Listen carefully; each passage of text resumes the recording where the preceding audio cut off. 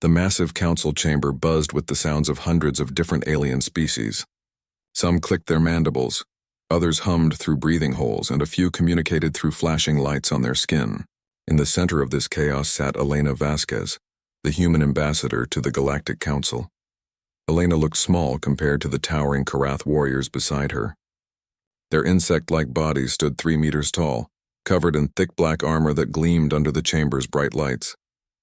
Their forearms ended in sharp claws, and their compound eyes reflected the light like dark mirrors. These were the beings that controlled over 300 star systems and commanded the most feared military force in known space. The human species has been given a great honor, announced High Admiral Vextar, his voice echoing through translation devices worn by every council member. The mighty hegemony of Karath offers to protect your weak colonies. All we ask in return is the right to mine your asteroid belts and use your 3 small worlds as supply bases. Elena stayed calm, even though she knew what this really meant. The Karath didn't offer protection. They demanded surrender. Every species in the chamber knew it too. She could see it in their eyes, or whatever they used for eyes. Some looked sad for humanity. Others seemed excited about what would happen next. And if we refuse this generous offer? Elena asked, keeping her voice steady.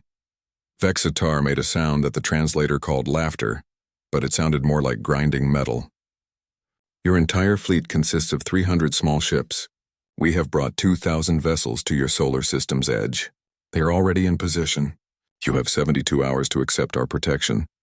The chamber fell silent. Even species that had no love for the Karath knew better than to anger them. Their military had never lost a major battle. Their weapons could crack planets in half. Their ships were the size of small cities, covered in armor that could stop almost any attack. The Ethereal Syndicate, beings of pure energy who lived in crystal containers, began calculating quietly among themselves. Their mathematical predictions had never been wrong. Within minutes, they announced their conclusion to the chamber. The probability of human survival in direct conflict with the Karath hegemony is 0.003%, their speaker declared.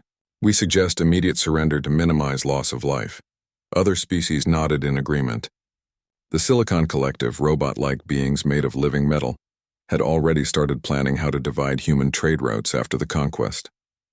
The Theta Collective, peaceful farmers who had never fought a war, looked at Elena with something like pity. Even the Centauri Republic, humanity's closest allies in the galaxy, sent a private message to Elena's communication device. Accept the terms, it read. Live to fight another day. We will help you rebuild somewhere else. Elena stood up slowly. The chamber, which had been full of whispered conversations, became completely quiet. All eyes, sensors, and other detection organs focused on the small human woman.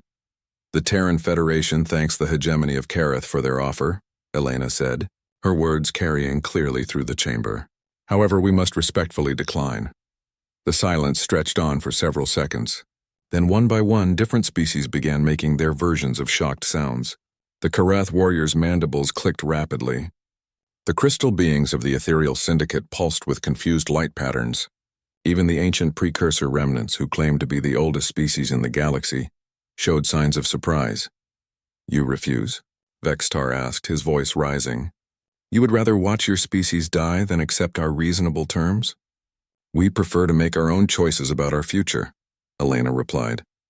We suggest the hegemony of Karath reconsider their position. This time, the laughter that filled the chamber came from dozens of different species. The idea that humans, the youngest and weakest members of the Galactic Council, would dare threaten the Karath was beyond belief. Some species began placing bets on how long the human fleet would survive. The most generous estimates gave them 15 minutes. Vextar rose to his full height, his forearms spread wide in a threatening display. Very well, human. Your species has chosen extinction. Do not expect mercy when our weapons turn your ships to dust and your worlds to glass. We don't expect mercy, Elena said quietly. We also don't need it. Something in her tone made a few of the smarter species pause. The Centauri ambassador looked at Elena with new attention.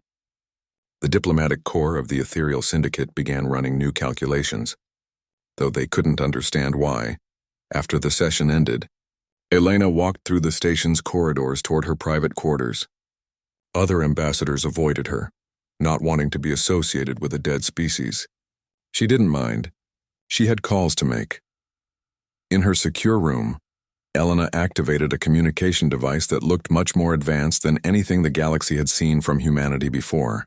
The screen showed the face of Admiral Chen Wei-Ming, commander of Earth's defense forces. How did they react? Chen asked. Exactly as we predicted, Elena replied. They think our colonial defense fleet is our entire military. They have no idea what's waiting for them. Chen smiled grimly. Project Nemesis is ready. All ships are in position. The Kareth will get the demonstration they've been asking for. The galaxy needs to see this, Chen. Too many species think they can push humans around because we're new. After tomorrow, that changes. Are you sure we're doing the right thing? Chen asked. Once we show them what we really have, there's no going back to being underestimated. Elena looked out her window at the stars. Somewhere out there, 2,000 Kareth warships were moving toward Earth, expecting an easy victory. Their crews probably felt sorry for the humans they were about to slaughter. In 72 hours, the galaxy would learn that humanity had been preparing for this moment since the day they first met alien life. We've been hiding our strength for 50 years, Elena said. We've let them think we're primitive and weak. We've taken their insults and their dismissals. But we always knew this day would come. Some species only understand power. Tomorrow we show them what human power really looks like. The communication ended and Elena prepared for sleep. In a few hours, the most important battle in human history would begin. The Kareth thought they were about to destroy a weak species that had gotten too proud. Instead, they were about to learn why Earth's ancient history was filled with the ruins of civilizations that had thought themselves unbeatable.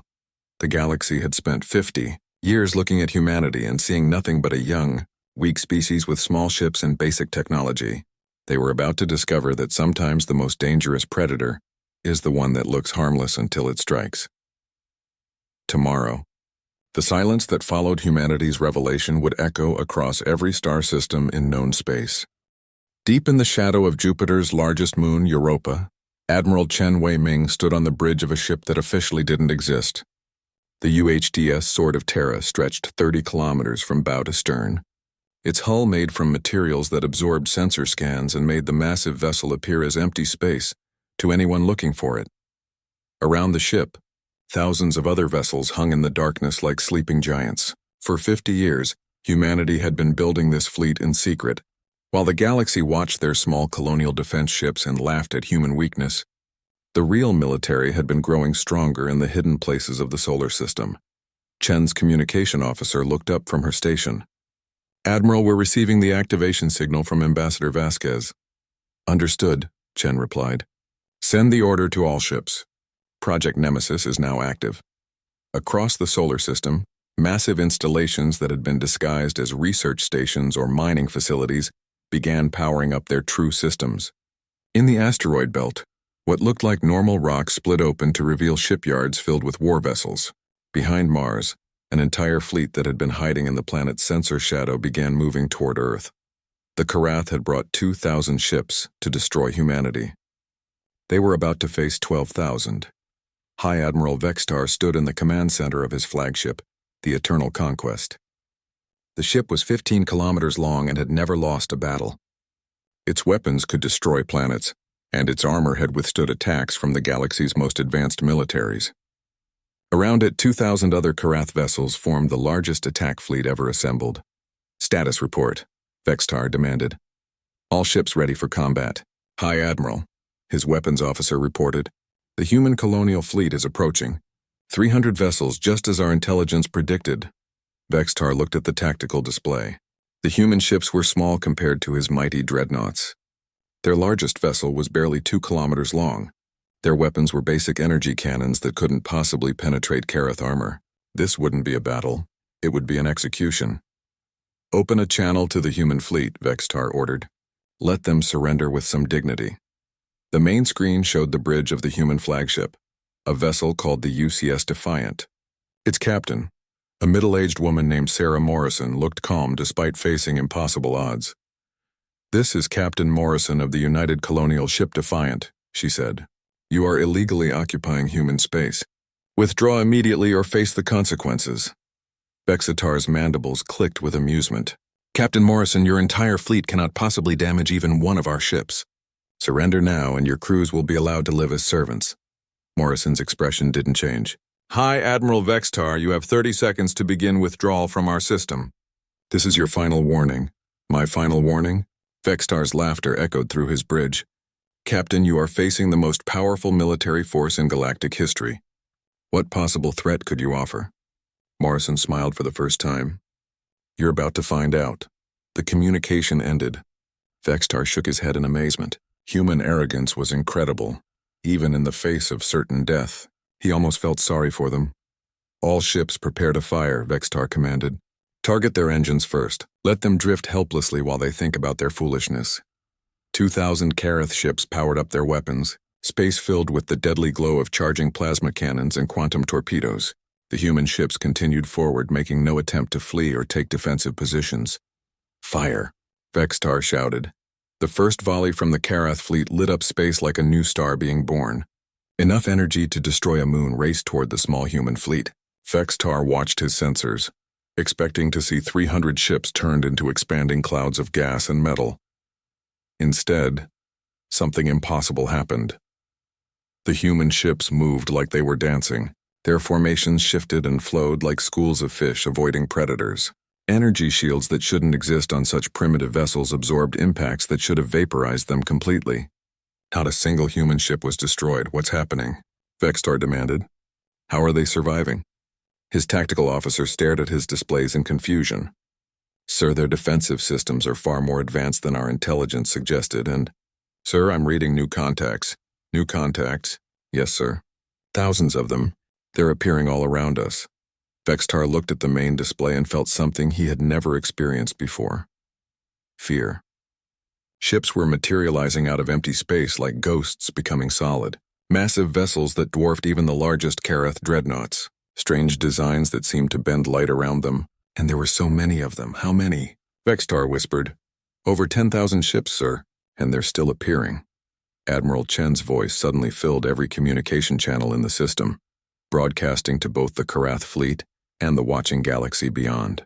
This is Admiral Chen Wei-Ming of the United Human Defense Fleet. Hi, Admiral Vextar. You are hereby ordered to withdraw from human space immediately. This is your only warning. Vexatar stared at the tactical display, trying to understand what he was seeing. Where had these ships come from? How had humanity hidden such a massive fleet? The Kareth had spies in every major government, intelligence networks that spanned the galaxy. How had they missed this? The truth was simple, though Vextar would never understand it. Humanity had learned the art of deception from their own bloody history. While other species had evolved beyond concepts like strategic misdirection and carefully planned lies, humans had spent thousands of years perfecting these skills through countless wars. They had hidden their true fleet using technology recovered from ancient battlefields on Earth itself. Stealth systems that made ships invisible, sensor scramblers that showed empty space where massive vessels actually floated, manufacturing facilities built inside hollow asteroids and disguised research stations. For 50 years, every alien visitor to Earth had seen exactly what humanity wanted them to see: a young, primitive species with basic technology and small military forces. Meanwhile, in the hidden places of the solar system, humanity had been preparing for the day when someone would try to conquer them. Sir, the Kareth tactical officer said urgently, we're receiving targeting locks from over half their fleet. Their weapons. Sir, I've never seen energy readings like these. Vextar's training took over. He was a warrior of the Kareth hegemony, descendant of conquerors who had never known defeat. He would not be intimidated by primitive humans, no matter how many ships they had somehow hidden. All ships attack formation, he commanded. They may have surprised us with their numbers, but Kareth warriors fear no enemy. The two fleets faced each other in the darkness between worlds.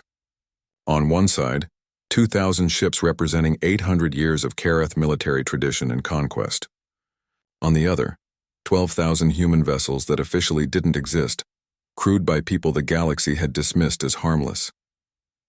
Admiral Chen watched the Kareth fleet formation and felt a moment of sadness. They were brave, these alien warriors. They were also about to learn why Earth's history was written in the ashes of civilizations that had thought themselves unbeatable. All ships, Chen ordered, demonstrate why we don't start fights, but we finish them. The battle began with High Admiral Vexatar's order to attack.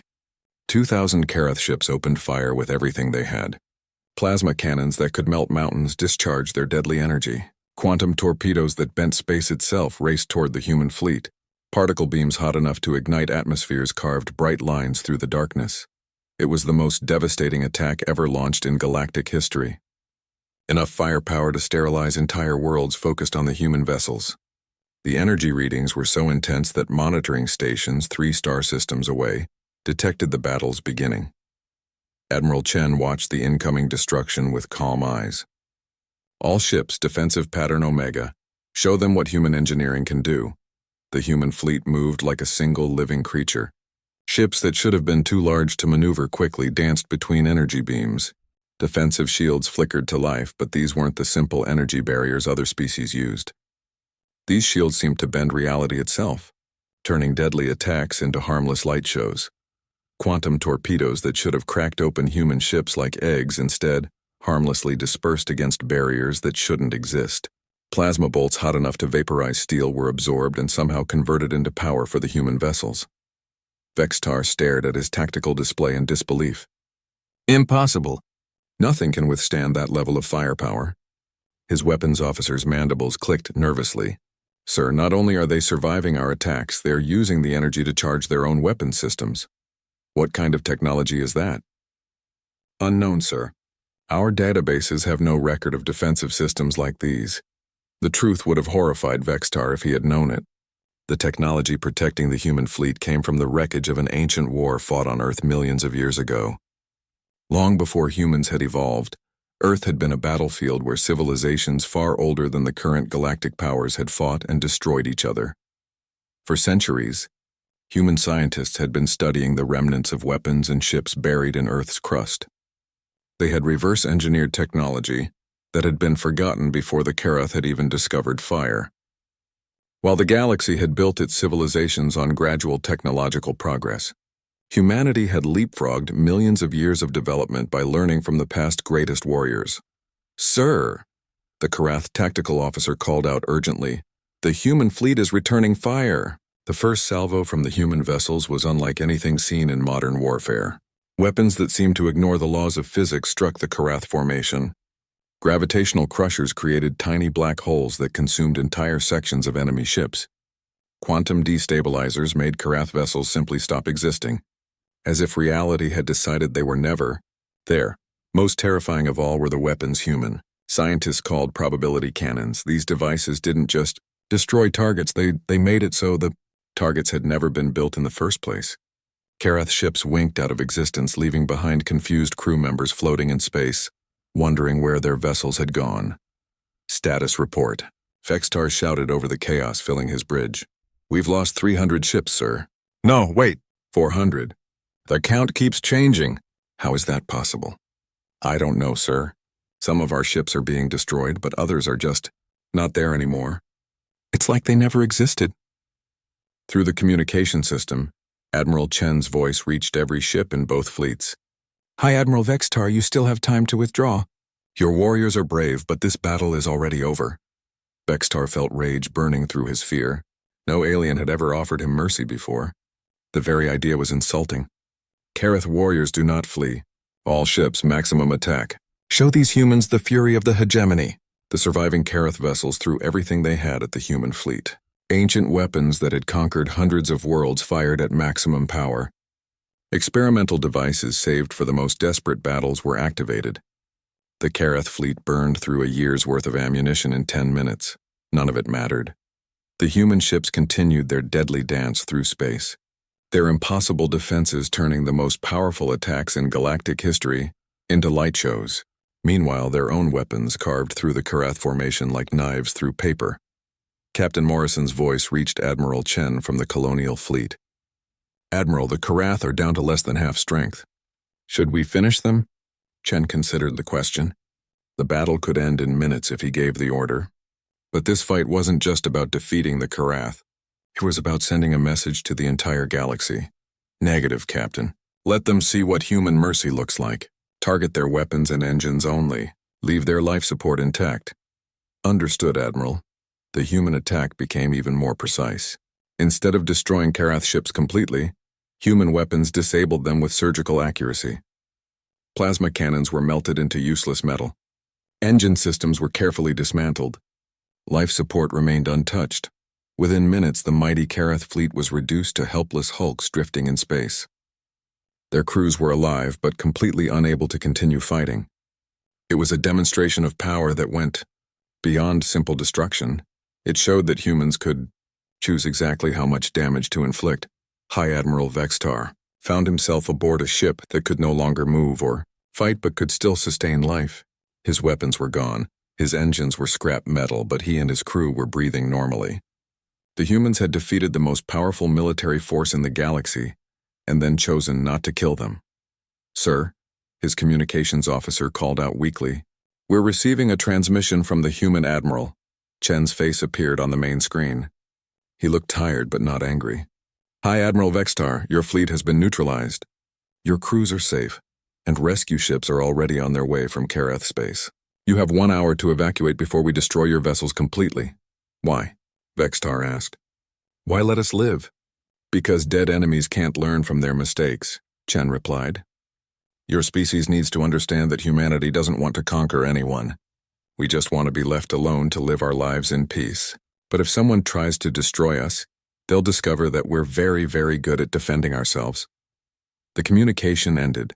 Around the battlefield, human ships began systematically destroying the abandoned Kareth vessels, making sure no advanced technology could be recovered. But the crews were safely aboard rescue ships, heading home to tell their people what they had witnessed. News of the battle spread across the galaxy at the speed of light. Species that had existed for millennia watched in shock as they realized they had been sharing space with a military power beyond their understanding. The humans hadn't just been hiding a fleet, they had been hiding an entirely different level of technological advancement. In council chambers across known space, emergency meetings began immediately. The Ethereal Syndicate's probability engines crashed, trying to calculate the implications. The Silicon Collective went into full defensive mode, pulling their fleets back to core systems. Even the ancient precursor remnants, who claimed to remember the galaxy's earliest days, began reassessing everything they thought they knew. The galaxy had spent 50 years looking at humanity and seeing weakness. In 17 minutes, that perception had been shattered forever. The age of underestimating humans was over, and a new era of galactic politics was about to begin. The news traveled faster than the Kareth rescue ships. Within 6 hours of the battle's end, every major government in the galaxy knew that humanity had revealed military capabilities beyond anything previously imagined. The species that had been dismissed as primitive newcomers had just destroyed the most powerful fleet in known space, without losing a single vessel. On the crystal homeworld of the Ethereal Syndicate, thousands of energy beings gathered in their great computational chamber. For 800 years, their probability engines had never failed to predict the outcome of any conflict. Now, those same engines were producing error messages and contradictory results. "The calculations don't make sense," announced primary calculator Zenthara, her crystalline form pulsing with confused light patterns. "According to our models, the human victory should have been impossible. Their displayed technology exceeds our understanding of physics. Perhaps our models were wrong," suggested secondary calculator Morthik. "Our models are never wrong," Zenthara replied firmly. "Which means the humans were never what they appeared to be. For 50 years we've been calculating based on false information." Across the galaxy, in the mechanical cities of the Silicon Collective, robot leaders were having their own crisis meeting. Their logical processes, designed to handle any situation, were struggling with the implications of humanity's revelation. "Analysis complete," announced Prime Logic Unit 001. "Humanity has demonstrated technological capabilities that exceed our own by an estimated factor of 15 to 20. Immediate defensive protocols are required." "Defensive protocols against what?" asked Logic Unit 847. "The humans made no aggressive moves against anyone except the Kareth, who attacked first. That is irrelevant," 01 replied. "Any species capable of hiding such power could pose a threat to our survival. All military assets will be recalled to core systems immediately." Similar conversations were happening throughout the galaxy. The peaceful Theta Collective, farmers who had never fought a war, began constructing their first military vessels in 3,000 years. The proud Draconian Empire, who considered themselves the galaxy's greatest warriors, quietly canceled their planned expansion into neutral space. But the most dramatic reaction came from the hegemony of Karath itself. High Admiral Vextar had returned home to find his government in complete chaos. The news of the fleet's destruction had already reached every Karath world, along with recordings of the battle that showed their mighty ships being disabled like toys. "Explain this disaster," demanded Supreme Leader Korthaz, his forearms gesturing angrily at the tactical displays. "How did our intelligence networks fail so completely?" Vextar stood at attention, his armor dented from the battle but his bearing still proud. "Supreme Leader, the humans were not what we believed them to be. They had hidden their true capabilities behind a facade of weakness." "Hidden how? Our spies have been watching their worlds for 50 years. They showed us only what they wanted us to see," Vextar admitted. "While we observed their colonial defense fleet, they were building something far more powerful in the hidden places of their system. Their technology appears to be based on principles we don't understand." Korthaz slammed his primary fist onto the council table, cracking the metal surface. "Are you telling me we attacked a species that could have destroyed us at any time?" "Yes, Supreme Leader." The room fell silent. Around the table, Karath generals and admirals who had never known defeat tried to process this information. Some species had surrendered to them after seeing their power. Others had fought bravely before being conquered.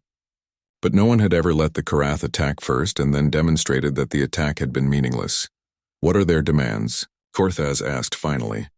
"They have made no demands, Supreme Leader. They allowed our survivors to return home without conditions. They have not attacked any of our worlds or demanded tribute."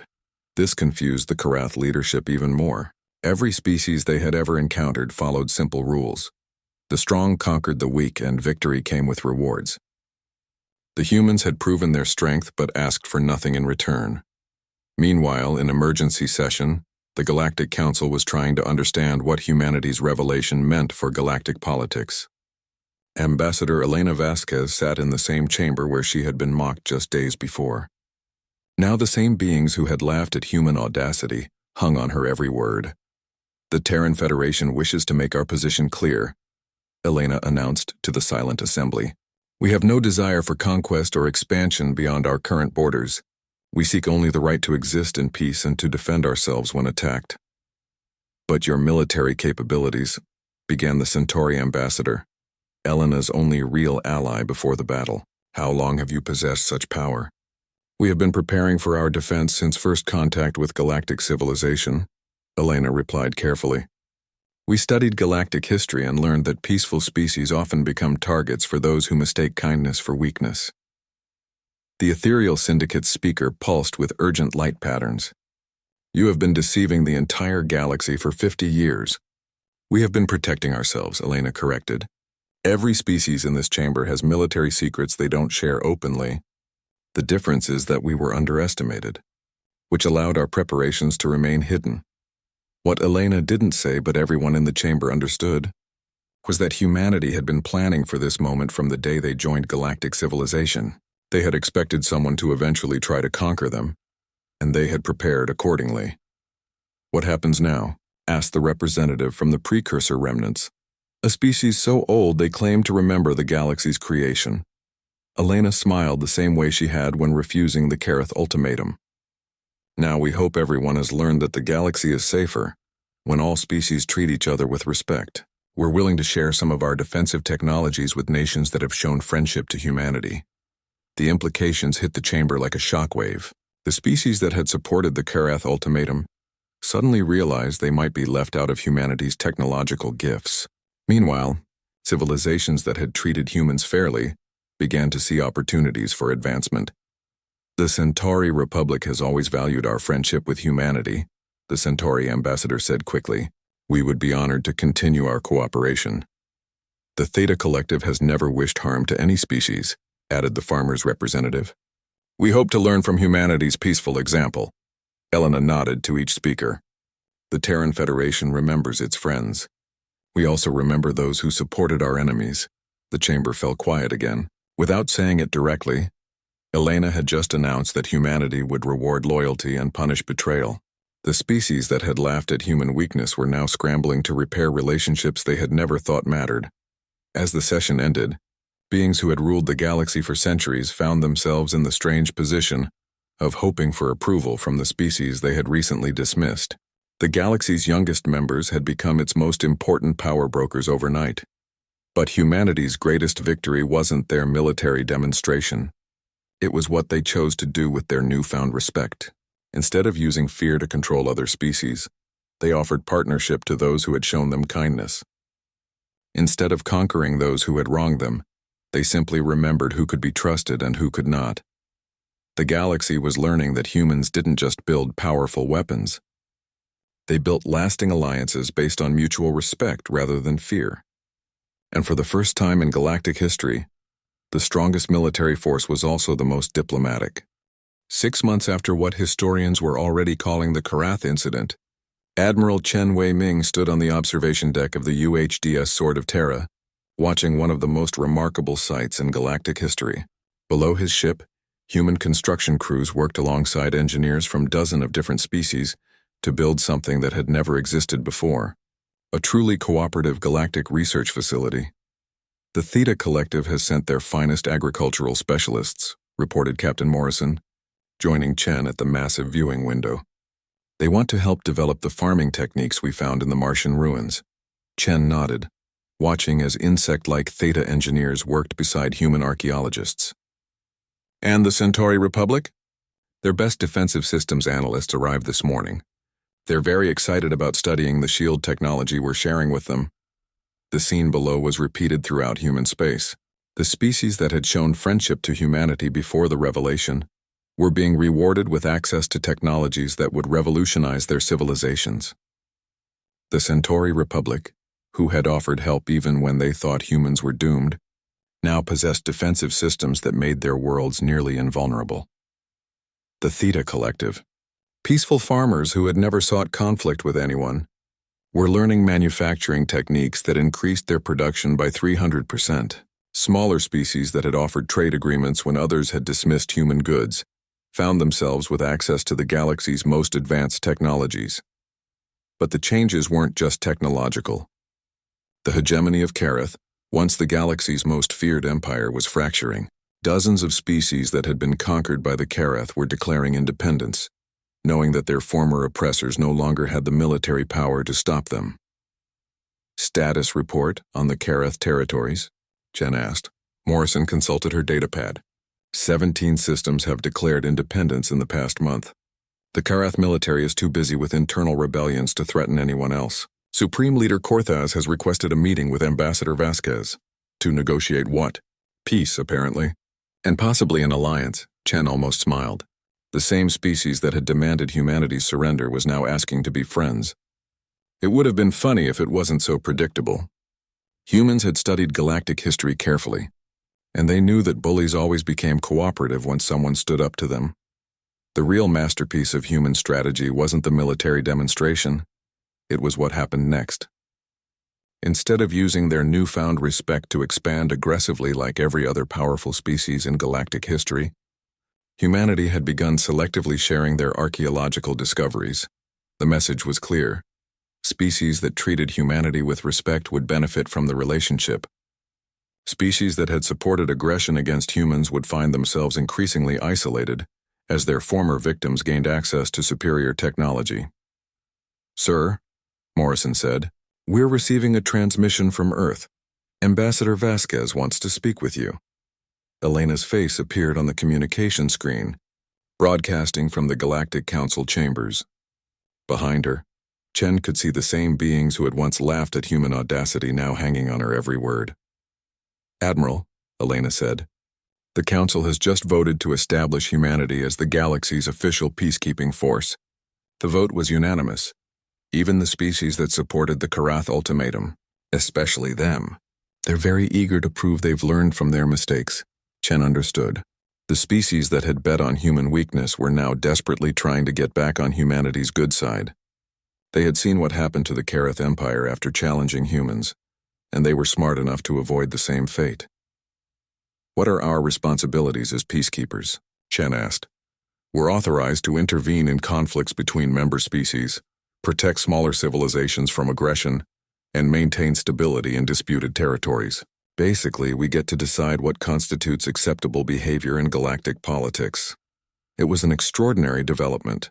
In less than a year, humanity had gone from being dismissed as primitive newcomers to being given ultimate authority over galactic military affairs. The species that had once mocked human weakness now wanted humans to protect them from each other. There's something else, Elena continued. The archaeological teams have made a breakthrough with the Antarctic ruins. They've found what appears to be a complete database from the ancient civilization that fought on Earth. Chen felt a chill of excitement. The technology humanity had reverse-engineered so far came from scattered wreckage and incomplete systems. A complete database could contain knowledge that would make their current capabilities look primitive by comparison. How complete? According to the preliminary analysis, it includes everything from basic physics to weapons that could destroy solar systems. Dr. Richards thinks it might take centuries to fully understand everything in the database, and we're the only species that has access to it?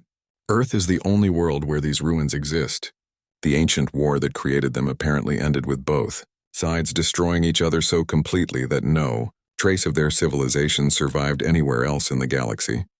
Chen looked back at the construction project below his ship. Dozens of species were working together, sharing knowledge and resources in ways that had never happened before in galactic history. All of it was possible because humanity had proven strong enough to protect the peace and wise enough to share the benefits. Elena, Chen said, do you think they understand yet? Understand what? That we're not just the species with the biggest fleet. We're the species that learned from everyone else's mistakes. Elena smiled. Some of them do. The smarter species have figured out that we studied galactic history very carefully before revealing our capabilities. They know we planned this whole thing. It was true.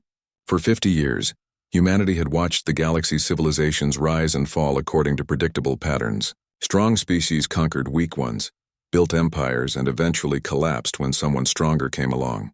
The cycle had repeated countless times throughout galactic history. Humanity had decided to break the cycle. Instead of using their strength to conquer others, they used it to create a system where cooperation was more profitable than conflict. Instead of building an empire based on fear, they built alliances based on mutual benefit. The precursor remnants have requested a private meeting, Elena continued. They claim to have information about the ancient civilizations whose ruins we've been studying. What kind of information?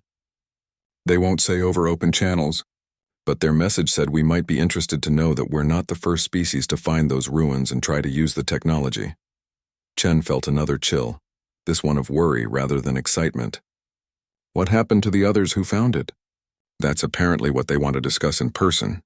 The communication ended, leaving Chen alone with his thoughts. Humanity had gained incredible power by studying the remnants of an ancient war. But if the precursor remnants were telling the truth, other species had found similar technology before and used it badly enough that the oldest beings in the galaxy still remembered. Captain Morrison returned to the observation deck with a new report. Admiral, we're receiving requests for protection from over 40 different species. Apparently word is spreading that humanity is the new galactic peacekeeping force. Chen nodded, still thinking about Elena's news. Send standard responses. We'll protect any species that's willing to follow galactic law and treat their neighbors with respect. What about species that don't want to follow galactic law? They'll discover that the galaxy is a much smaller place when everyone else has human protection and they don't. Below them, the construction project continued. Humans and aliens worked side by side, building something that represented hope for a more peaceful galaxy. But Chen couldn't shake the feeling that humanity's greatest challenges still lay ahead. They had proven they could defend themselves and protect their friends. They had shown wisdom in how they used their newfound respect. But somewhere in the galaxy's dark history, other species had possessed similar power and made different choices. The question that would determine the galaxy's future was simple. Had humanity truly learned from the past? Or were they about to repeat the same mistakes that had destroyed civilizations before them? Time would tell, but for now the galaxy was quieter and safer than it had been in centuries, protected by a species that had turned out to be much more than anyone expected. The age of human underestimation was over, and the age of human responsibility had begun.